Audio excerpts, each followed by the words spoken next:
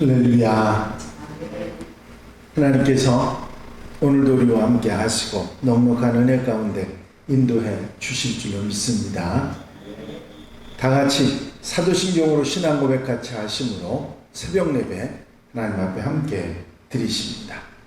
전능하사 천지를 만드신 하나님 아버지를 내가 믿사오며 그 외아들 우리 주 예수 그리스도를 믿사오니 이는 성령으로 잉태하사 동정녀 마리아에게 나시고 본디오 빌라도에게 고난을 받으사 십자가에 못 박혀 죽으시고 장사한 지 사흘 만에 죽은 자 가운데서 다시 살아나시며 하늘을 오르사 전능하신 하나님 우편에 앉아 계시다가 저로서 산 자와 죽은 자를 심판하러 오시리라. 성령을 믿사오며 거룩한 공예와 성도가 소리교통하는 것과 죄를 사하여 주시는 것과 몸이 다시 사는 것과 영원히 사는 것을 믿사옵나이다. 아멘. 할렐루야. 오늘 함께 보실 하나님의 말씀은 신명기 34장 말씀입니다. 1절부터 12절 마지막 절 말씀까지 한 절씩 교독하시겠습니다. 신명기 34장 1절에서 12절 말씀입니다. 모세가 모압 평지에서 느보산에 올라가 여리고 맞은편 비스가 산 꼭대기에 이르매 여호와께서 길르앗 온 땅을 단까지 보이시고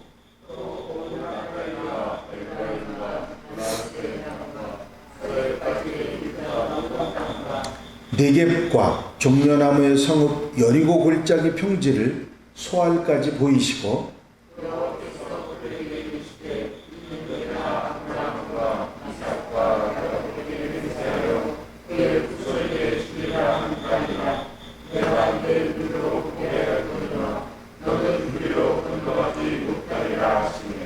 이에 여호와의 종 모세가 여호와의 말씀대로 모압 땅에서 죽어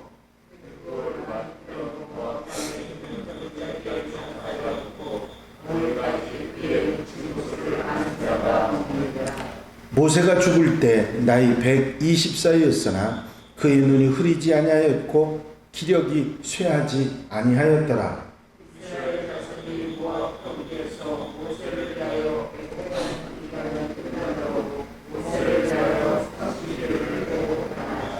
모세가 눈의 아들 여호수아에게 안수하였으므로 그에게 지혜의 영이 충만하니 이스라엘 자손이 여호와께서 모세에게 명령하신 대로 여호와의 말을 순종하였더라.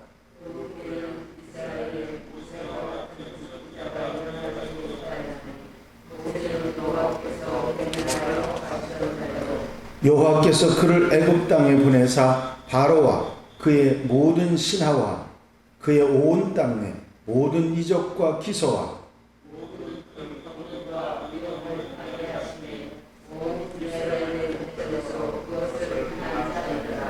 아멘. 할렐루야. 신명기 시작한 지가 금세 시작한 것 같은데 벌써 마지막 장 34장을 함께 보시게 됐습니다.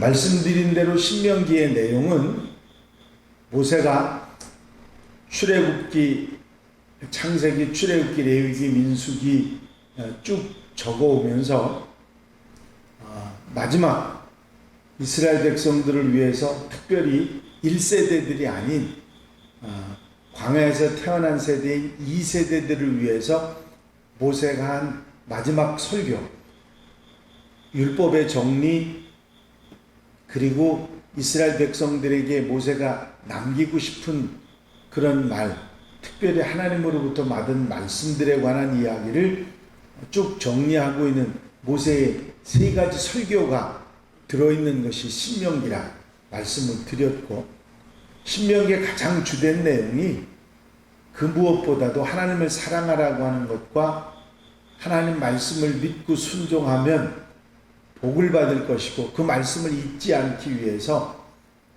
이마에 붙이고 미간에 붙이고 손목에 메고 집안 좌우 문설주에 붙여서 들어가며 나가며 말씀을 묵상하고 지키고 항상 향하여 살아가라고 하는, 그게 바로 복을 받는 길이다 하는 말씀이 계속 반복되고 있는 것이 신명기라 여러분들에게 말씀을 드렸습니다.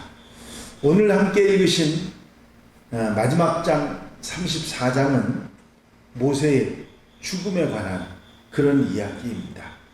하나님께서는 모세로 하여금 느보산에 오르게 했고, 앞으로 이스라엘 백성들이 들어가서 살게 될 가나안 땅을 보게 하셨습니다.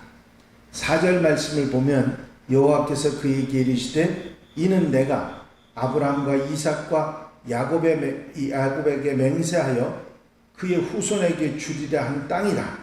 내가 네 눈으로 보게 하였거니와 너는 그리로 건너가지 못하리라 하시네 하고 말씀하고 있습니다. 하나님의 뜻을 따라서 모세는 이스라엘 백성들을 출애굽시키는 지도자가 되었지만, 정작 모세 자신은 약속의 땅 가나안에 들어가지 못합니다. 모세가 느보산으로 올라가서 비스가 산꼭대기에 서서 가나안 땅을 이렇게 보게 하셨던 것은 하나님의 말씀을 순종해서 자신의 죽음을 향해서 자진해서 나갔던 그런 모습입니다. 이번에 모세가 섰던 비스가 산꼭대기에 모세의 기념교회가 그 느보산에 있는데, 저도 거기 서서 바로 건너편에 보이는 가나안 땅, 사해를 건너고 거기 여리고성이 있는 그 땅을 바라볼 수 있었습니다. 모세가 그 땅에 서서 하나님께서 건너편을 바라보라고 하셨을 때 바라보면서 어떤 마음이었을까 하는 생각을 한번 해보게 되었습니다. 모세는 이제 자신이 해온 사명의 시대가 지나고 자신의 퇴장의 때라고 하는 역사적인 현실을 그 자리에 서면서 분명히 깨닫게 됩니다. 그리고 하나님의 부르심대로 순종해서 그곳에 나갔던 것입니다. 이런 모세의 순종은 지금껏 신명기를 통해서 그가 계속해서 말해왔던 이야기고, 하나님의 은혜에 대한 자기 시대가 가고 새로운 시대가 온다고 하는 것에 대한 분명한 받아들임과 순종이 거기서 있었다 하는 사실을 알 수 있었습니다. 5절과 6절 말씀을 보면 이에 여호와의 종 모세가 여호와의 말씀대로 모압 땅에서 죽어 벳볼 맞은편 모압 땅에 있는 골짜기에 장사되었고 오늘까지 그의 묻힌 곳을 아는 자가 없느니라 말씀하고 있습니다. 모세는 모압 땅에서 죽어서 골짜기에 장사되었지만 그의 무덤을 알 수가 없다, 성경이 전하고 있습니다. 왜 그 수많은 사람 200명도 아니고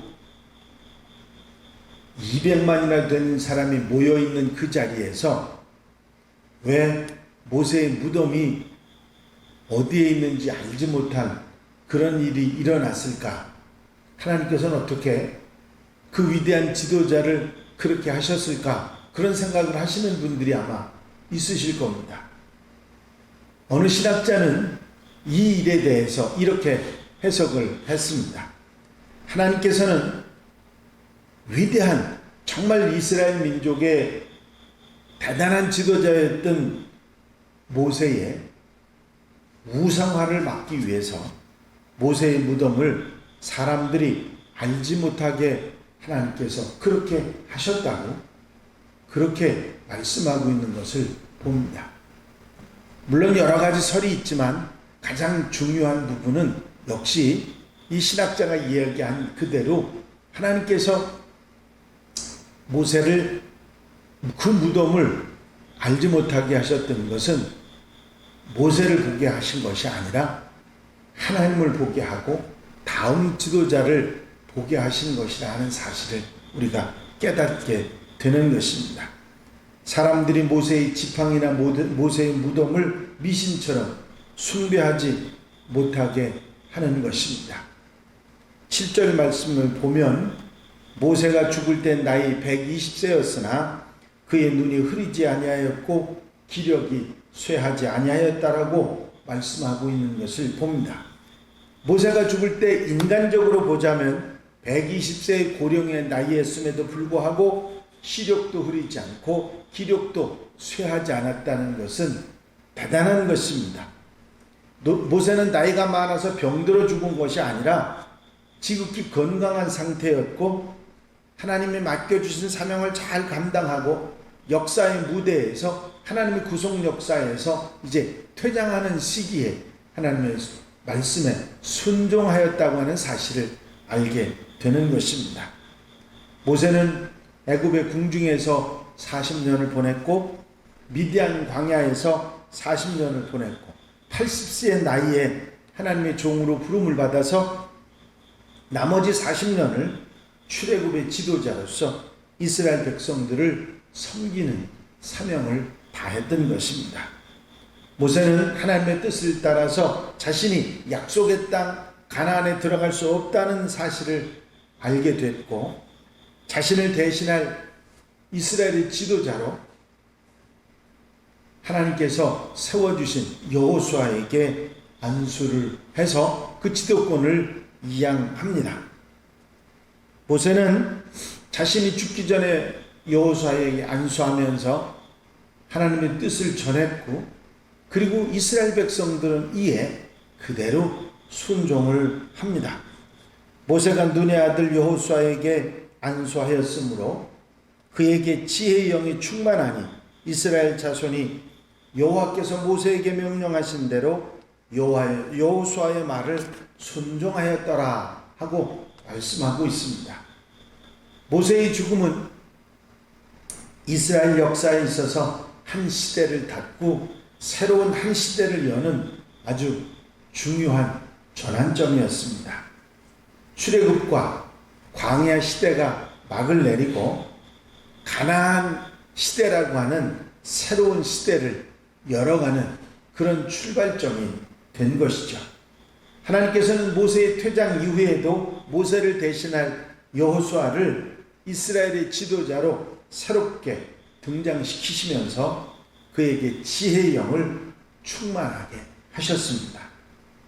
하나님께서 여호수아에게 지혜의 영을 충만하게 하셨다는 것은 부르심을 받은 사람들에게는 실제로 일할 수 있는 능력을 주셔서 갖추어 주시고 행하게 하신다고 하는 사실입니다. 지도자가 바뀌고 시대가 바뀐다 할지라도 하나님의 백성들은 하나님의 은혜에 변함없이 계속 이어지게 하신다고 하는 사실을 알 수가 있는 것입니다.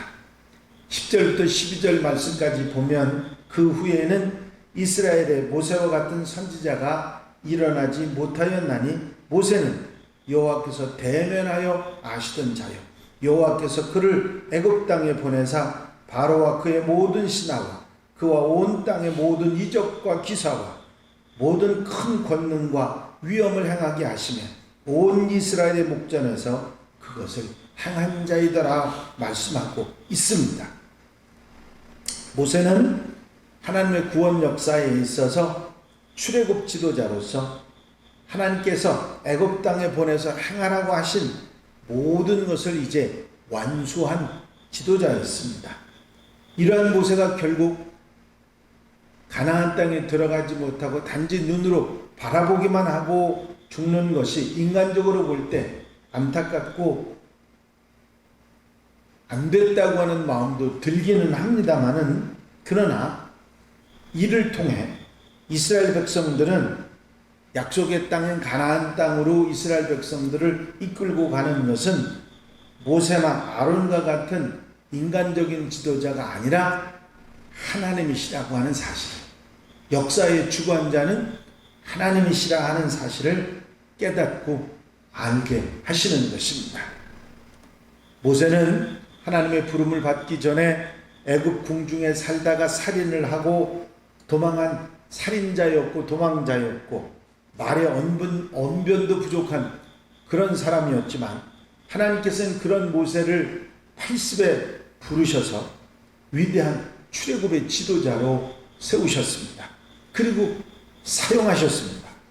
그러하기에 모세라고 하는 훌륭한 지도자를 우리가 보지만 그 뒤에 모든 일을 주관하시는 하나님을 우리가 볼 수 있어야 되고, 우리 마음속에 그 모세를 따르는 마음이 있지만 그 모든 것이 하나님을 바라보고 하나님을 의지하는 데서 이루어졌음을 결단코 잊지 말아야 할 것입니다. 하나님의 구원 역사는 모세나 여호수아나 그 어떤 사람의 지도력 때문이 아니라 오직 하나님께서 궁극적으로 역사의 주관자로 이끄신다고 하는 사실입니다. 여러분, 우리의 삶 속에서 언제나 우리의 삶 뒤에 계시는 하나님을 볼 줄 아는 영안이 열려지는 성도들이 되시기를 바랍니다. 우리의 역사 속에 그 뒤에 계시는 하나님을 바라볼 수 있을 때 우리는 그 어떤 것에도 흔들리지 않고 하나님의 뜻을 따라 순종하며 아름답게 복된 길을 갈 수 있을 줄로 믿습니다. 그 하나님을 향한 눈을 절대로 감지 말고 하나님을 바라보고 의지하고 하나님에 대한 믿음과 순종으로 살아가는 복되고 아름다운 삶이 되시기를 주의 이름으로 축원합니다. 축원합니다. 기도드리십니다. 사랑과 은혜가 영원히 많으신 아버지 하나님, 모세의 훌륭한 지도력에 의해 이스라엘 백성들이 애굽을 나와 이제 가나안 땅을 눈앞에 두고 있는 상황 속에서 모세에게서 지도권이 여호수아에게 이어져 가고, 그리고 하나님의 놀라운 역사가 계속되는 은혜의 역사를 우리의 눈으로 봅니다. 이제 모세라는 여호수아라는 훌륭한 지도자들이 있었지만 그들을 하나님이 세우셨고 하나님께서 그 역사의 주관자로서 이끌어 오셨다는 사실을 우리가 분명히 알고 모든 시대를 통해서 하나님의 역사를 이루어 오시고 하나님의 구원 역사를 이루어 오셨음을 깨닫게 하시니 감사합니다. 우리의 눈에 지도자들을 따르지만 무엇보다도 그 뒤에 계시는 하나님의 역사, 하나님의 말씀, 하나님의 은혜를 기억하고 잊지 않으며 믿음과 순종으로 살아갔던 그 모든 하나님의 백성들처럼 우리도 하나님을 바라보고 의지하고 영안이 활짝 열려져서 믿음과 순종으로 살아가는 하나님의 백성들 되게 하옵소서. 신명기 교훈의 말씀을 우리 마음판에 새깁니다. 하나님을 사랑하라는 그 말씀을 아멘하면서 그 말씀을 미간에 붙이고 손목에 메고 집안 좌우문설주에 붙여 들어가며 나가며 말씀을 묵상하고 지켜 행하며 아름답게 복되게 복된 길을 가는 하나님의 백성들 되게 하옵소서. 이 한 달의 삶을 온전히 주님께서 이끌어 인도해 주실 줄로 믿사옵고 예수 그리스도의 이름으로 기도하옵나이다. 아멘. 주님 가르친 기도 함께 드리십니다. 하늘에 계신 우리 아버지시여, 이름이 거룩히 여김을 받으시오며 나라의 마옵시며 뜻이 하늘에서 이루어진 것 같이 땅에서도 이루어집니다. 오늘날 우리에게 일용할 양식을 주옵시고 우리가 우리에게 죄 지은 자를 사하여 준 것 같이 우리 죄를 사하여 주옵시고 우리를 시험에 들지 말게 하옵시며 다만 악에서 구하옵소서. 나라와 권세와 영광이 아버지께 영원히 싸움나이다. 아멘.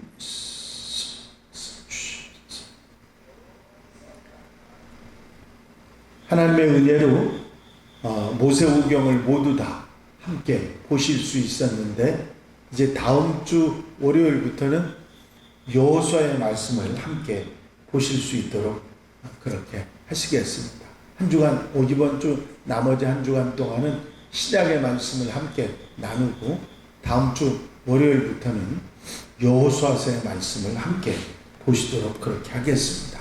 이제 함께 기도하실 때에 교회 부흥과 발전을 위해서 공통기도 제목들 위해서 중보기도할 분들 위해서 기도해 주시고 자유롭게 기도하시기 바랍니다.